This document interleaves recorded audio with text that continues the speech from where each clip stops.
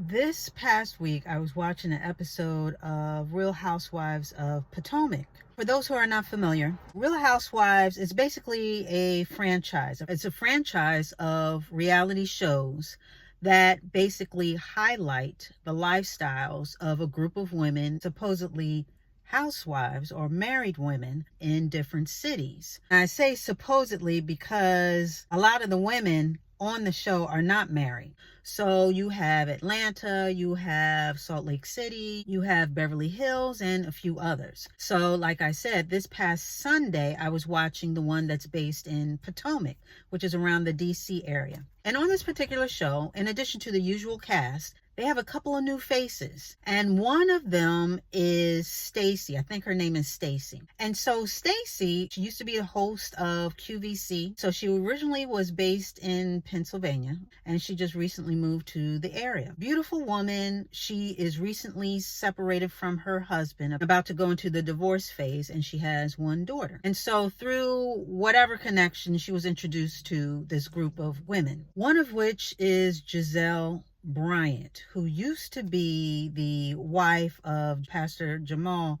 Bryant. Just put a pin in that for a second. So in her being new to the group and her introducing herself, people asked her questions and, trying to get to know her and just find out certain things and yada, yada, yada. So they found out that she is getting a divorce. And so they get to the question of, well, are you dating? And, what's going on with your love life? So she did mention that although she's not officially dating anyone, she is interested in someone that she's currently friends with. But being that she is not fully divorced, they both decided, more so at the behest of the man that she's interested in, and his name escapes me, but because he is a Christian, he is very steadfast in his beliefs and does not want to act on anything until she is fully divorced. So, they're listening, and, I'm thinking, okay, that's fantastic. And so with that piqued the interest of, I can't remember who, but they asked about intimacy.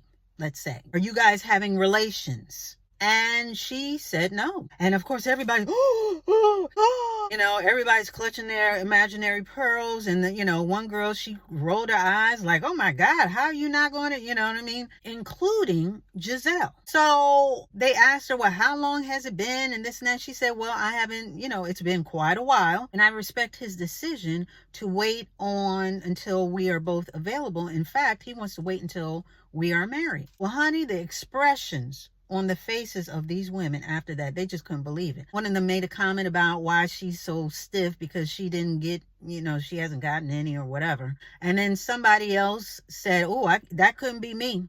There was a lot of ribbing, if you will, and a lot of, like poking of fun because she is not active or rolling in the hay with this guy. Now I got to use euphemisms. We're on the YT, so just follow the bouncing ball. So anyway, she's not getting it in with him. Okay. So with that being said, she was being highly criticized about her stance, or rather his stance on it, including, they even asked questions about the guy and, what does he look like? He must not, just a whole bunch of stuff. It was like high school. Now, I will say that, being on a show like this, this is to be expected. This is par for the course, especially for the new faces and those who have just come into the fold. It's almost like trial by fire. You know what I mean? They sort of haze them in their own way and, just, checking you out, making sure you fit into the group and give the new faces a hard time. I get that, and I really wasn't too surprised by a lot of the reactions of the women based on how they are living. I mean, there's one woman who's not even divorced, and she already has a boyfriend, fully engaged with the boyfriend in all types of ways, okay? So I knew she wasn't on board with that, as well as a couple of others. But what really surprised me, and maybe it shouldn't have, was the loudest, or who I saw as the loudest of the group, was Giselle. Because when she heard this, she was so taken aback, and that even in her testimonials, because, in these types of shows, they have one-on-ones with the women and, how they feel about the certain scenes and why and how they reacted to certain things that went on and whatever. So in one of her testimonials, she doubled down on how, she was surprised and, she couldn't do that. You got to test the car, before you drive it or buy it or whatever, which we've gone over that phrase before. And I think she even told Stacy that, outside of her testimonial. I wouldn't do that. I got to test the car. I got to drive it. I got to put it in gear. I got to ship it. Like, she went all down this list and just all this other stuff. And again, I was taken aback because even though she may or may not agree at this particular point in her life that, you should abstain or you should wait until you're divorced, as a Christian, relations outside of marriage is a sin. And being that she used to be a pastor's wife, this should not be foreign to her. So for her reaction to be like, like she was so surprised that someone who is saying that she is dating a Christian man wants that, and that she's aligned with his wants and needs as far as waiting, why would she be so surprised to even hear that? Because this should be nothing new to her, being that she, again, I don't know where she is in her Christianity right now, but this is not a foreign concept. She used to be in the church. She used to be a pastor's wife. And like I say, even if she's not adhering to it right now, I would have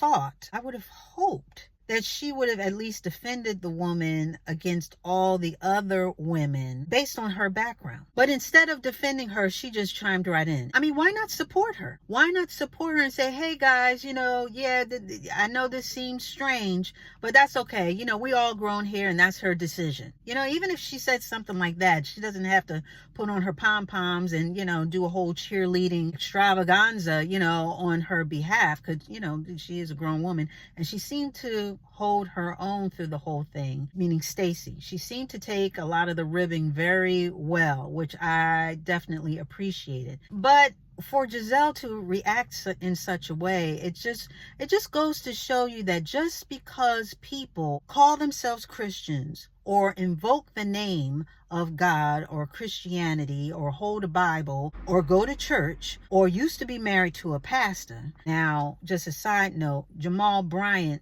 he himself is a little shaky. He's on a little shaky ground. And that's not just me saying that, just based on actions. And a lot of what he has been saying and doing has put a huge question mark on him as far as a true Christian leader as well. So I'll just leave it like that. So with that being said, just because people have on the God is dope t-shirt, that doesn't mean that they really think God is dope. As Christians, we're supposed to set apart. But when you look at some of these people, they talk and act just like the rest of the world does. They like what the world likes. And of course, we know that as Christians, that's not, you can't serve two masters. You can't serve the world and serve God. God is supposed to come first, no matter what. You're supposed to love him more than your physical needs. You'd be surprised how people really try to twist and do a whole bunch of somersaults to justify what they do, what they say, and how they act. But getting back to Giselle, and maybe I'm expecting too much, maybe I'm expecting too much, but it would have been nice for her as a Christian woman or former Christian or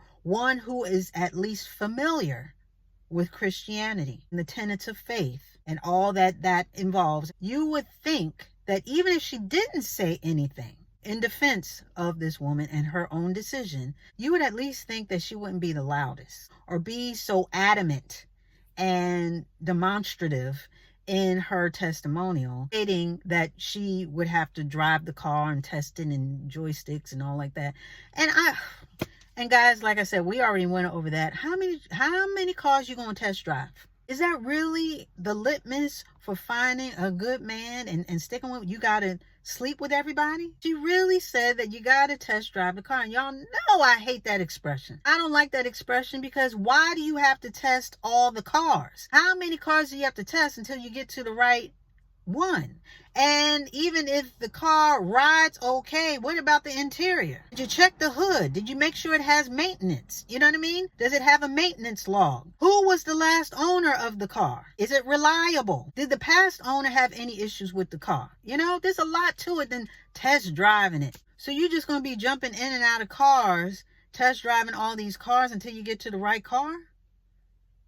Yeah, I'm not doing that. And on top of that, she has 3 beautiful daughters. So that immediately made me think of, well, what does she tell her daughters? Would she tell her daughters the same thing that, honey, now that you guys are in college or you graduated, you got to test drive all the cars just to see, you know, what's going on? Does she tell her daughters that? You see, there's a reason why God put things in place and why certain things are what they should be. And while you think that, oh, well, this is depriving me of a good time and this is, you know, this is no fun and you got to test drive the car. That's what the world says. But you got to go off of what God says. And God said no. God said to wait. God said to abstain for a reason, because it protects you. It protects your heart. It protects your mind. It protects your body. It protects you emotionally, because a lot of people don't know what they want. And to have relations or rolling of the hay with somebody, that's not going to make anything more clear. If anything, that would make things more hazy. And that should not be the litmus of a good man or a good woman, is how they are in bed and their joysticks and all this other stuff and shifting into another gear and whatever. My whole point is that you have 2 choices. You're either going to be with the world or you're going to be with God. And you can't have both. And being that this woman came on this show and she talked about her relationship or her friendship with this guy and how she's going to wait and how she was chided and ridiculed by all these other women, including one with a Christian background. And I think there's another one who supposedly is a Christian or whatever. But again, a tree is known by its fruit. So any real Christian woman in that group would have at least not been part of the cackling and the heckling. So with that being said, that's why I said you got to be careful who you're around, because a lot of these so-called Christians are just cosplaying as Christians. Everybody wants to look good and sound good and pray over their food and it's, yeah, this and that, yada, yada, yada. And yet their hearts are far from him. They do not walk the Christian walk. And if you look at them really closely, there's nothing unique about them. They sound and look and act just like the world does. They love the world and all that it brings, whether it's money, fame, beauty, this and that, yada, yada, yada. That is what they are attracted to. And I'll just say, you know, it's situations like this, like little scenarios like this, that I just wished I was on the show. You know what I'm saying? Like, I wish I was on the show so I could say a little something, or at least, you know, be a friend to that particular person that they're ridiculing over their beliefs, especially me as a Christian. And I know in this particular instance, if I was on the show, I would have definitely said something on her behalf. Like, yeah, what's wrong with waiting? It's about discipline. You know what I mean? She's able to wait, and I think we should tip our hats to her. And in finding a man that wants to wait, that actually initiated the waiting. Yeah, you know, sometimes I think, ooh, I wish I was on that show. But Stacy, she seems to be holding her own. She's very smart. She has a good personality, good sense of humor. And also the guy, I think he's going to make a couple of appearances on the show. In fact, I think the next episode, and he's pretty handsome, you know, and he seems to have, you know, some things together. You know, we don't know everything, but he seems to present himself very well. And I'd be very interested in how he takes all the ribbing and, you know, just basically, you know, the rolling of the eyes or whatever else they're going to throw at them as a duo. But yeah, it was just very interesting to see that unfold. But it does say, again, the Bible does say that they're going to hate you. Once you adhere to God, follow Jesus and put him first, the world is going to hate you. The world is going to criticize you. And this was a perfect example of exactly how that looks. And a lot of us who have been following Christ for a while, we know we're already privy to that. So it's going to be interesting, their little storyline and how that's going to progress and yada, yada, yada. But anyway, I just wanted to come in here really quickly because this thought was just running through my head. And I was just like, look at this woman. She's up here trying to stand on Christian values, and everybody, including the so-called Christians, made fun of her and her friend for their Christian choice to abstain from relations and wait until she was fully divorced. And on top of that, remarried until they did rolling of the hay. I tell you, it is a split-tongue personality. They talk about God in one instance and then they tear you down, chastise you for living a godly life or trying to live a godly life. You know what I'm saying? So just beware of the cosplaying Christians, those with a split-tongue personality. Talk all that talk, but they really not about that life. Claim they love the Lord, they invoke his name and God this and sprinkle Jesus on that and hallelujah here and, saying a little prayer there. But on the other side of their mouth, they are up there shucking and jiving and cussing and fussing and criticizing those who are really about that life, really about that Christian life. And with that, we are going to put a button on it.